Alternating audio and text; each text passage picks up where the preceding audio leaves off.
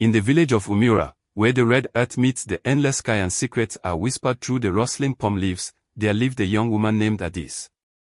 She had been married to Choku for 2 years, and in those 2 years, her life had become a living nightmare of whispers, pointed fingers, and cruel laughter.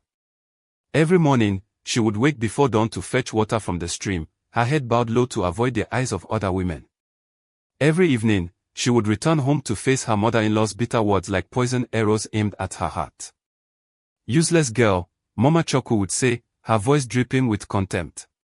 "What kind of woman cannot give her husband a child? You are like a dry well, taking up space but offering nothing." Adis would bow her head and continue grinding the pepper for dinner, her tears mixing silently with the spices. Her husband Choku would sit in the corner, saying nothing, doing nothing, letting his mother's words bruise his wife's soul day after day. But it was not just Mama Choku. The entire village seemed to take pleasure in Adis' pain. At the market, women would suddenly stop talking when she approached, only to burst into laughter the moment she passed. Children would run behind her, chanting cruel rhymes their mothers had taught them. "Adis, Adis, her womb is like stone. Adis, Adis, she would die alone." The worst was Obioma, a woman with a sharp tongue and sharper eyes, who seemed to make it her life's mission to ensure everyone knew of Adis' shame. One afternoon at the market, Obioma's voice rang out loud enough for everyone to hear. "Have you all seen how Adis walks past the children's section without even looking? Even the gods are ashamed of her barrenness." The other women cackled, and Adis felt her cheeks burn with humiliation. She gathered her wrapper around herself and hurried away, but Obioma's voice followed her like a curse. 2 years and nothing. If I were Choku, I would have taken a second wife by now. At least that one might know how to be a proper woman. That evening, Adis could not hold back anymore. She ran from the house, ignoring Mama Choku's calling after her, ignoring Choku's confused shouts. She ran until her legs could carry her no more, until she found herself by the river where the water sank softly over smooth stones. There, she collapsed and wept. Deep, wrenching sobs that came from the very depths of her soul. "What did I do to deserve this?" she cried out to the darkening sky.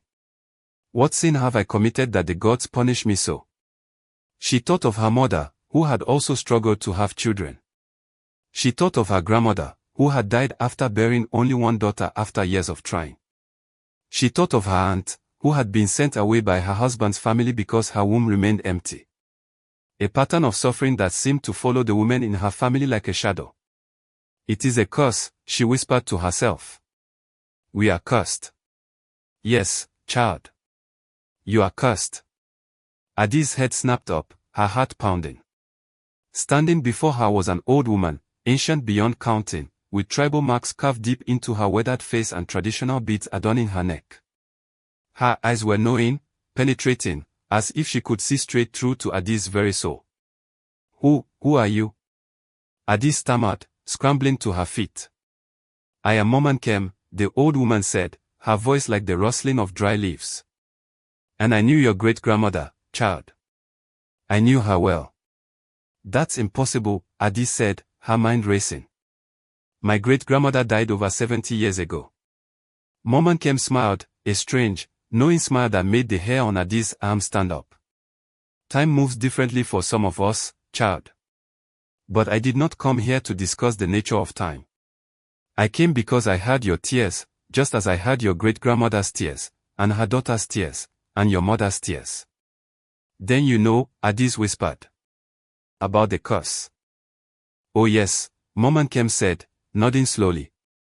"Your family's suffering is not natural, child. It was planted by jealous hands long ago, in your great-great-grandmother's time.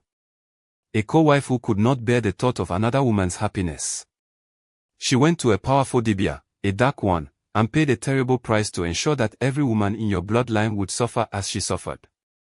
Adis felt her legs weaken. "Then there is no hope for me." "There is always hope, child," Momankem said. She reached into the folds of her wrapper and pulled out a small bundle wrapped in red cloth. "But hope requires faith, and faith requires obedience." She unwrapped the cloth, revealing a simple white underwear. But this was no ordinary garment. Even in the fading light, Adis could see strange symbols woven into the fabric, symbols that seemed to shimmer and pulse with their own inner light. This was made by your great-grandmother, Mom Kem explained. In her dying days, she prayed and fasted and poured all her love, all her hope, all her power into this garment. She knew she could not break the curse for herself, but she hoped that one day, one of her daughters would be strong enough to wear it and break the curse forever. Adis reached out with trembling hands to touch the underwear. It felt warm, almost alive, thrumming with energy beneath her fingertips. Wear this always, Mom Kem said, her voice suddenly stern and commanding. Never remove it, child. Not for your husband, not for shame, not for anyone. It will shield what is yours. It will protect the life growing within you. But the moment you remove it, the protection is gone. The curse will return with all its fury. Do you understand? Yes, Adis whispered. I understand. Do you?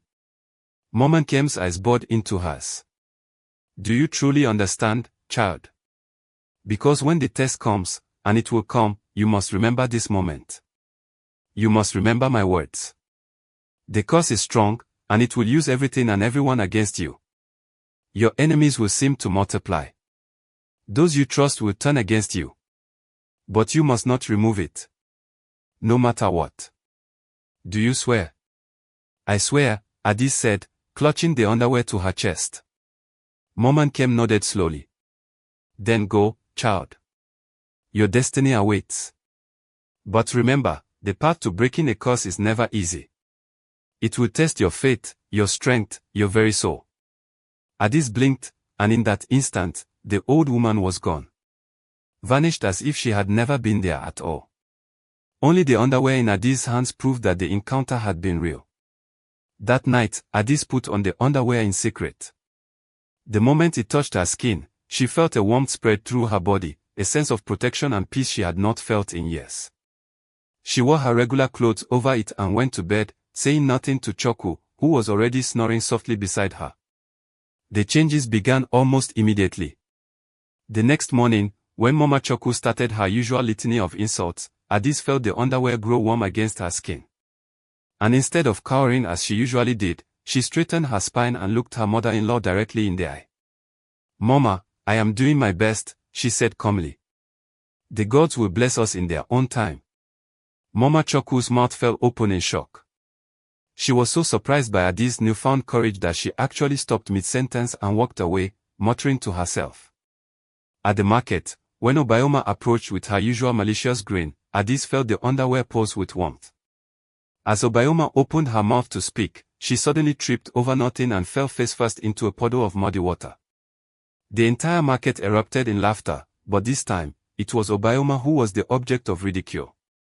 It seems the gods are speaking today, one of the older women said with a knowing smile. Perhaps we should all be more careful with our words. Obayoma glared at Adis with pure hatred as she pulled herself up from the mud, but Adis simply smiled serenely and walked away. The weeks passed, and Adis began to feel different. Her body was changing in ways she recognized but hardly dared to hope for. She waited, praying, until finally, she could wait no longer. She went to see the village midwife, an old woman named Mama Ngozi. Mama Ngozi examined her with experienced hands, then looked up with a broad smile. You are with child, my daughter? 2 months, I would say. Adis' hands flew to her mouth, and tears streamed down her face. Are you sure? Are you absolutely sure? As sure as the sun rises in the east, Mama Ngozi laughed. Go home and tell that husband of yours. He will be overjoyed. And he was. When Adis told Choku that evening, he lifted her up and spun her around, laughing with pure joy. I knew it. I knew the gods would bless us. My father would be so proud. Even Mama Choku seemed pleased, though she tried to hide it behind a mask of stern practicality. Well, don't just stand there, she said. Pregnant women need to eat properly. Sit down, and I will make you some soup. The village buzzed with the news. Well-wishers came to the house with gifts and blessings. Even the women who had mocked her now smiled and congratulated her. All except Obayoma, whose eyes grew dark with jealousy every time she saw Adi's growing belly. There is something strange about this, Obioma muttered to anyone who would listen. A woman barren for 2 years suddenly conceives. Mark my words, there is dark magic at work here. But no one wanted to listen to Obioma's bitterness. Adis was pregnant, and that was cause for celebration, not suspicion. As the months passed and Adis' belly grew round and full, she felt the underwear's protection like a constant embrace. Whenever danger or ill intent came near, the garment would grow warm, warning her. She learned to trust these warnings implicitly. One night, Mama Choku brought her a special drink, saying it was a traditional tonic for pregnant women. But the moment Adis took the cup, the underwear burned against her skin. She politely set the drink aside, saying she felt too full to drink it. The next morning, she found a dead rat in the kitchen that had apparently drunk from the spilled liquid. Mama Choku swore she had gotten the recipe from a neighbor, but Adis suspected that Obioma had been involved somehow. But there was one problem that the underwear could not solve. Her relationship with Choku was growing strained. She had been wearing the underwear for 6 months now, and in all that time, she had never changed clothes in front of him. She bathed alone, dressed alone, and whenever he tried to be intimate with her, she would insist on keeping the underwear on. At first, Choku had been patient, attributing her modesty to the pregnancy. But as time went on, his patience wore thin. Adis, what is wrong with you? He asked one night, frustration clear in his voice. You are my wife? Why do you hide yourself from me as if I am a stranger? I am not hiding, Adis said, her heart pounding. I am more comfortable this way. Comfortable. Choku's voice rose. You won't let me see you. You won't let me touch you properly. Every time I try to be close to my own wife, you push me away. Do you know how that makes me feel? Choku, please try to understand. Understand what? He interrupted. That my wife doesn't trust me. That she is keeping secrets from me. It's not like that, Adis pleaded, tears forming in her eyes. How could she explain? How could she make him understand without revealing the truth about the underwear? And if she told him, would he even believe her? Or would he think she had lost her mind? Then what is it like? Choku demanded. Tell me, Adis. What are you hiding under those clothes that you cannot even show your own husband? Adis opened her mouth to respond, but no words came out. The underwear was warm against her skin, but she didn't know if it was warning her of danger or simply reacting to her emotional distress. Choku shook his head in disappointment. I don't even know who you are anymore, he said quietly, and walked out of the room. Adis sank onto the bed, sobbing. The protection was working perfectly.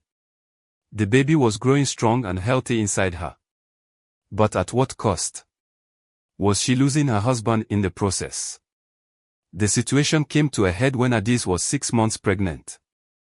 The village was preparing for the traditional bathing ceremony for pregnant women, a ritual meant to cleanse and bless both mother and child. All the pregnant women in the village were expected to participate, bathing together in the sacred stream under the watchful eyes of the elders. Adis' heart sank when she heard about it. There was no way she could participate without removing the underwear. But she also knew that refusing would cause problems. She tried to find a way out. She told Mama Ngozi that she was feeling unwell, but the midwife simply laughed and said that all pregnant women felt unwell sometimes, and that the ceremony would help. She told Mama Choku that she was too tired, but her mother-in-law insisted that this was an important tradition that could not be skipped. On the day of the ceremony, Adis stood at the edge of the stream with the other pregnant women, her heart hammering in her chest. The elders were already there, along with what seemed like half the village. This was not going to be a private affair. And there, in the front row of spectators, stood Obioma, her face split in a triumphant grin. Adis, Mama Ngozi called out.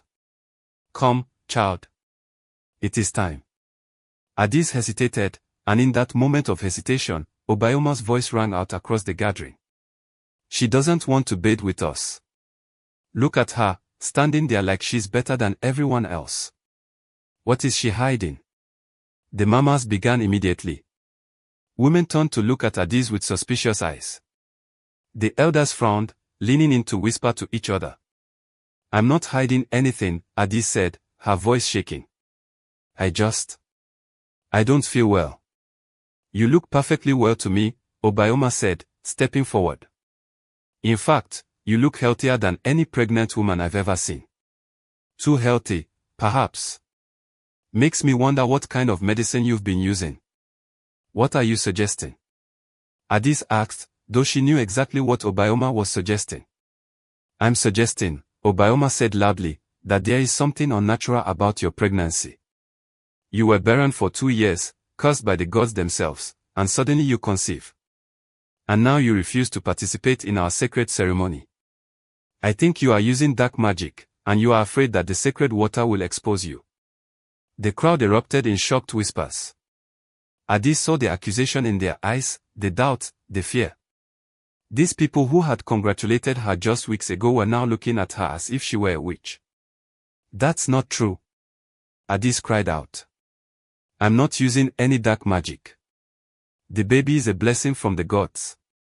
Then prove it, Obioma challenged. Bathe with us. Show us that you have nothing to hide. Unless, of course, you are afraid. The elders stood up, and the oldest among them, Papa Okoro, raised his hand for silence. Addis, he said gravely. These are serious accusations. If you have nothing to hide, then you will submit to the ceremony. It is for your own good and the good of your child. Surely you understand this. Addis looked around desperately. She saw Choku standing at the back of the crowd, his face troubled. Their eyes met, and she silently pleaded with him to understand, to defend her, to tell them all to leave her alone. But Choku's face hardened. My wife, he called out, his voice firm. If you have nothing to hide, then do as the elders say. End this foolishness now. His words hit her like a physical blow. Her own husband, the man who was supposed to protect her, was siding with them. The underwear grew hot against her skin, almost burning now, warning her of danger. But what choice did she have? If she refused, they would brand her a witch. They would drive her from the village. They might even harm her baby. But if she complied, if she removed the underwear. Mama Kem's words echoed in her mind. Never remove it, child. Not for your husband, not for shame, not for anyone. But that was easy to say when you weren't standing in front of an entire village, being accused of witchcraft, with even your own husband turned against you. I'm waiting, Addis, Papa Okoro said. What will it be? Addis looked down at her swollen belly, at the precious life growing inside her. She thought of all the women in her family who had suffered before her. She thought of her great-grandmother, who had made this underwear with her dying breath, hoping that one day, one of her descendants would be strong enough to break the curse. But she also thought of her husband's disappointed face. She thought of the village's accusations. She thought of how her child would grow up if its mother was branded a witch. With shaking hands, she reached for the hem of her wrapper. That's right, Obioma said with satisfaction. Show us all that you have nothing to hide. The world seemed to move in slow motion as Addis walked toward the changing area. Every step felt like walking toward her doom. The underwear was scorching now, almost painful against her skin, screaming at her not to do this. But she couldn't see any other way out. In the privacy of the changing hut, Addis stripped off her clothes with trembling hands. She looked down at the white underwear, at the symbols that still glowed faintly in the dim light. Tears streamed down her face as she whispered, "Forgive me. Forgive me. I have no choice." She hooked her fingers under the waistband and pulled it down. The moment the underwear left her body, Addis felt it. A cold emptiness rushed through her, as if something vital had been torn away. The warmth, the protection, the sense of safety, all of it vanished in an instant, leaving her feeling naked and vulnerable in a way that had nothing to do with her lack of clothes. She wanted to put it back on immediately, but they were waiting for her outside. She folded it carefully and hid it among her other clothes, then wrapped herself in the ceremonial cloth and stepped out. The ceremony began. The elders sang the traditional songs while the pregnant women waded into the stream. The water was cool and clean, blessed by the priest that morning. Under normal circumstances, it should have been refreshing, cleansing. But Addis felt nothing but dread. She was halfway through the ritual washing when the pain started. A sharp, stabbing pain in her lower abdomen that made her double over with a gasp. Addis.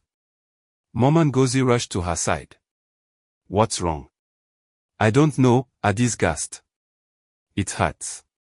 Something's wrong. The pain intensified, and she felt something warm running down her legs. Looking down, she saw the water around her turning red. Blood, someone whispered. She's bleeding. Panic erupted. The women rushed to help her out of the water while others ran to fetch help. Addis was carried back to the house, screaming in agony as the pain tore through her body like fire. Mama Ngozi and 2 other midwives worked frantically, but Addis could see the truth in their grim faces. She could feel it in her own body. The baby was dying. No, the baby was already dead. The curse had returned with a vengeance. For 3 days, Addis lay in her bed, barely conscious, hovering between life and death. When she finally opened her eyes, the first thing she saw was Choku's face, haggard and worn with grief and guilt. The baby, she whispered, though she already knew the answer.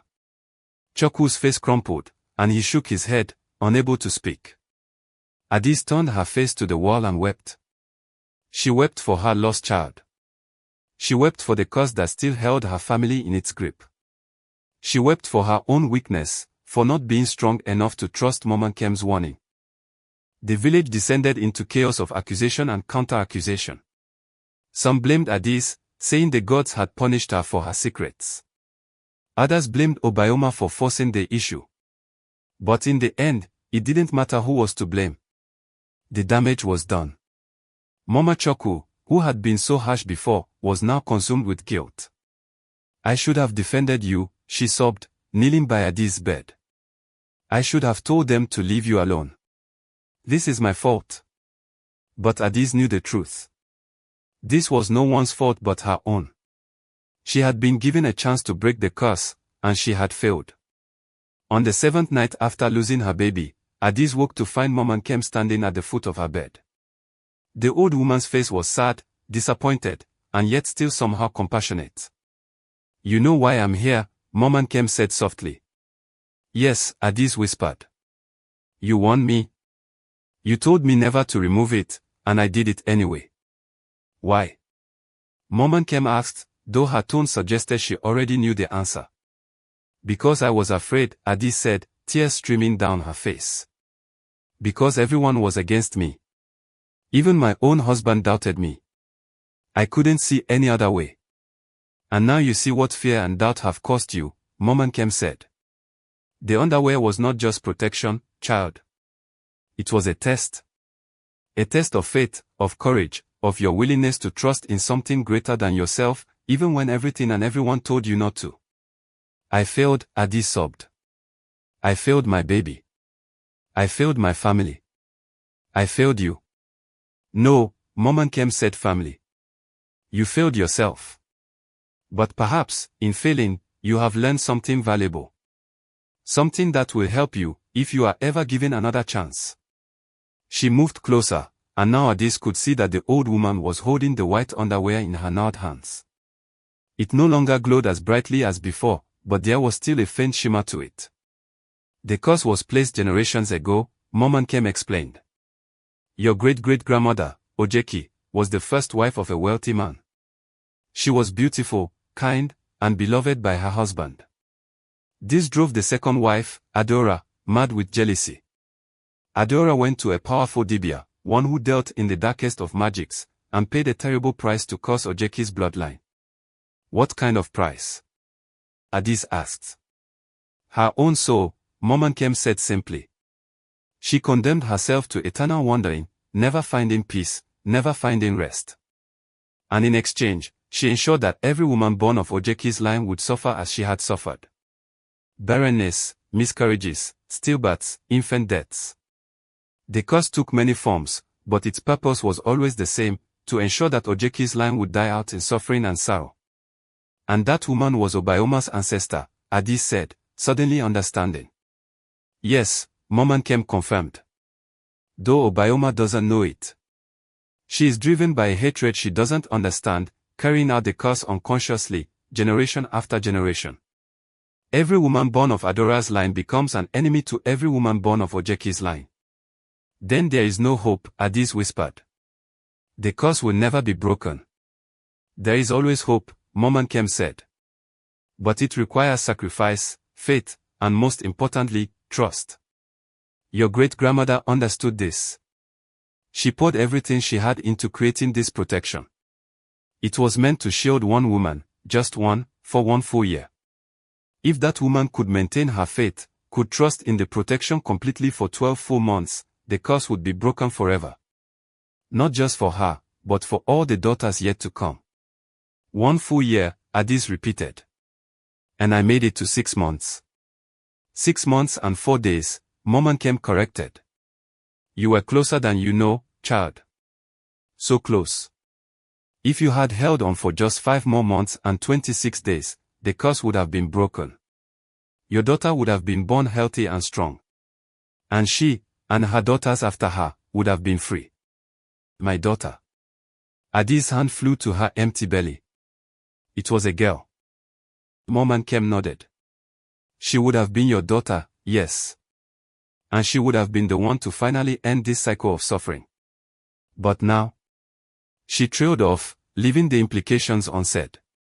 The curse continues, Adis finished. I doomed my daughter before she even had a chance to live. Perhaps, Momankem said. Or perhaps this was necessary.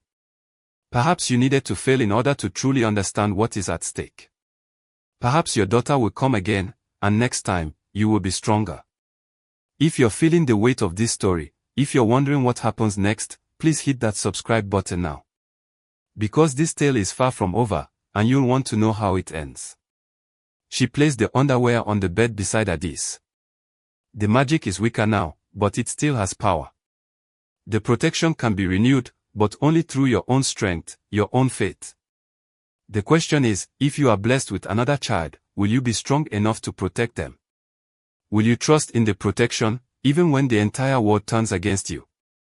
I don't know, Adis admitted. How can I know? How can I be sure I won't fail again? You can't, Momankem said simply. That is the nature of faith, child. It requires you to trust even when you are not sure. It requires you to stand firm even when everyone else falls away. It requires you to believe in something greater than your own fear. She began to fade, becoming translucent in the moonlight streaming through the window. The choice is yours, Adis. Take up the protection again and try once more, or let the curse continue its work. Choose wisely, for the fate of all your daughters depends on it. And then she was gone, leaving Adis alone with the underwear and her grief. The months that followed were the darkest of Adis' life. She moved through her days like a ghost, barely eating, barely sleeping, barely living. Chukwu tried to comfort her, but the guilt he felt created a wall between them that neither could seem to cross.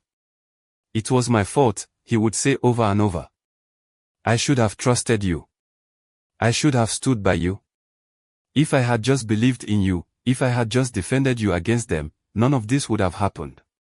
No, Adis would respond, though her voice was hollow. It was my fault. I removed the underwear. I broke the protection. This is on me, not you. But in truth, they both knew that blame did not bring back what was lost. It did not heal the wound that had been torn in both their hearts. Obayoma, strangely, disappeared from the village shortly after the incident. Some said she had gone to live with relatives in another town. Others whispered that the guilt of what she had caused had driven her mad. But Adis suspected the truth was simpler. The curse had used Obayoma to accomplish its purpose, and now that the damage was done, she was no longer needed. 1 year after losing her baby, Adis realized she was pregnant again. The discovery filled her with a complex mixture of joy, terror, and determination. This was her second chance. This was the opportunity Momankem had spoken of. This time, she told no one except Chukwu. And when she told him, she also told him everything. The curse, the old woman, the underwear, all of it. She expected him to laugh at her, to call her crazy, to accuse her of losing her mind in her grief. But instead, he listened quietly, his face growing more serious with every word.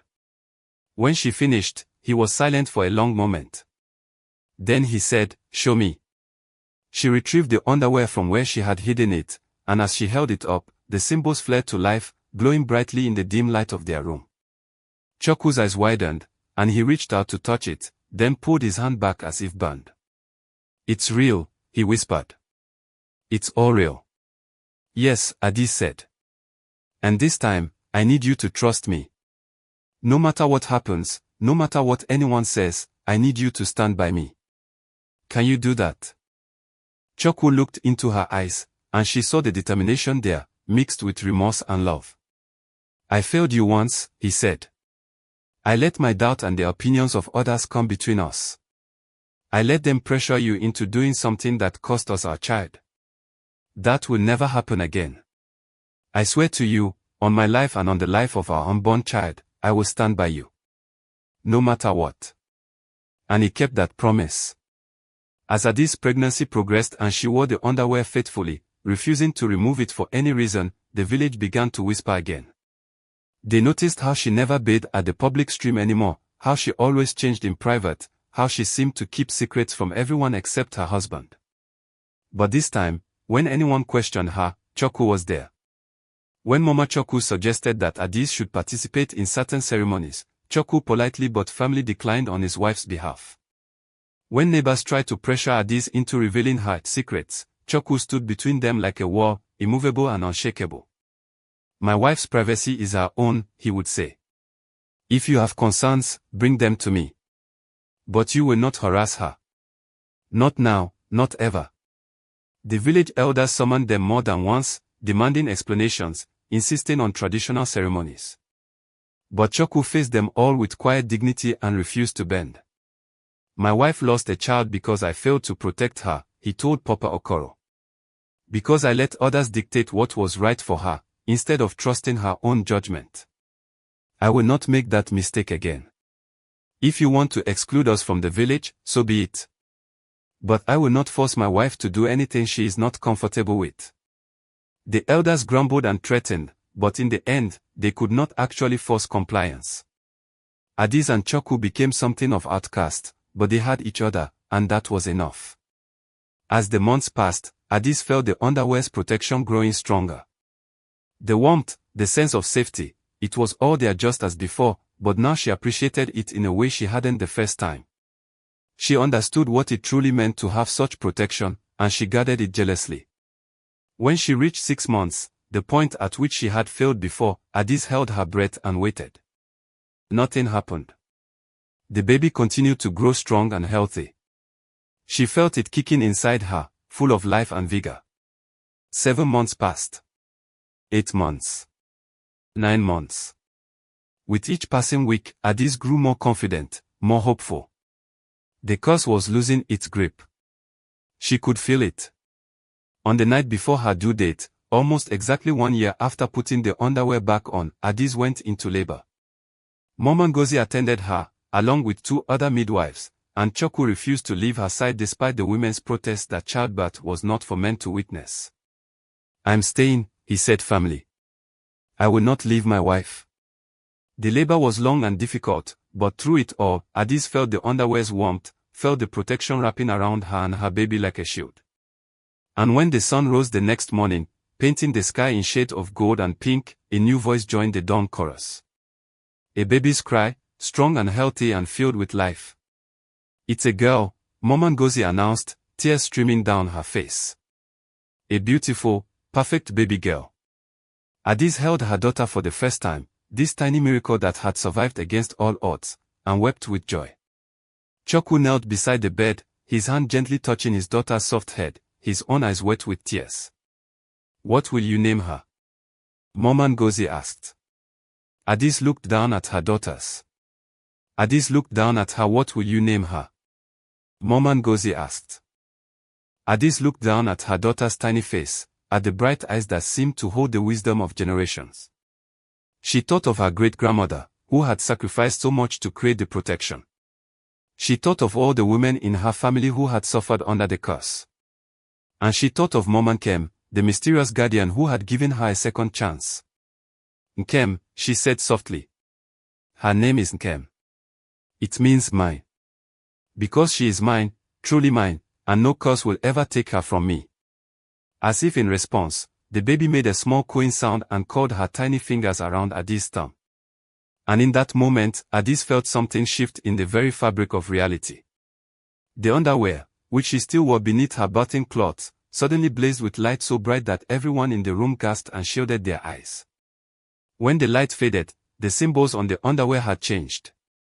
They no longer glowed with that protective warmth. Instead, they had turned to pure gold, as if they had been transformed into something eternal and unchanging. What just happened? Mama Ngozi whispered. The curse, Adi said, tears streaming down her face as understanding flooded through her. It's broken.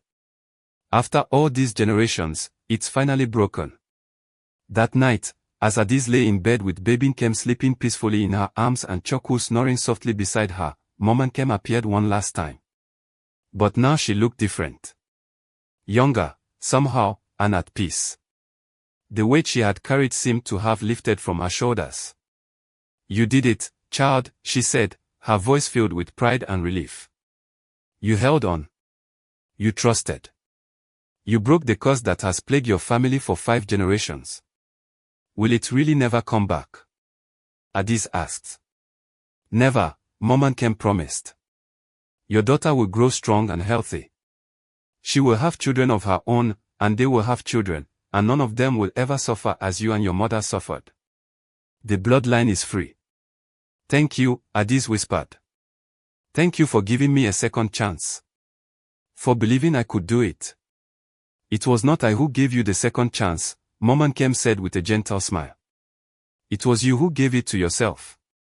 You could have given up after your first failure. You could have let the curse win. But you chose to try again, and that choice made all the difference. She reached out and gently touched baby Nkem's forehead, and the child stirred and smiled in her sleep. This one will be special, Mama Nkem said. She carries the strength of all the women who came before her, the strength of those who suffered and those who survived.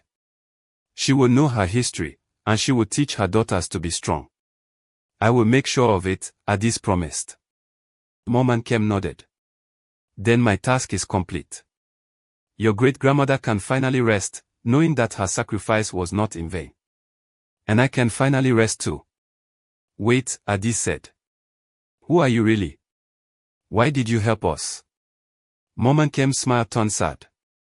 I am someone who understands the weight of curses and the power of faith. Someone who made mistakes of her own, long ago, and who has spent lifetimes trying to make amends. But that is a story for another time. Rest now, child. Enjoy your daughter. Teach her well.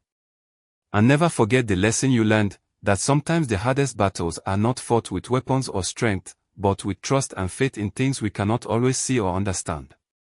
And with those words, she faded away like morning mist, leaving behind only a faint scent of incense and the golden shimmer of the transformed underwear. The months and years that followed were not easy. The village took time to accept Adis and her family again. Some people whispered that there was still something strange about her, something they didn't quite trust. But Chokwu stood by her always, and together they raised their daughter with love and protection. Adis kept the underwear, now transformed into a sacred relic. She stored it carefully, wrapped in silk cloth, in a special box. And as Nkem grew older, Adis told her the story. The whole story, leaving nothing out.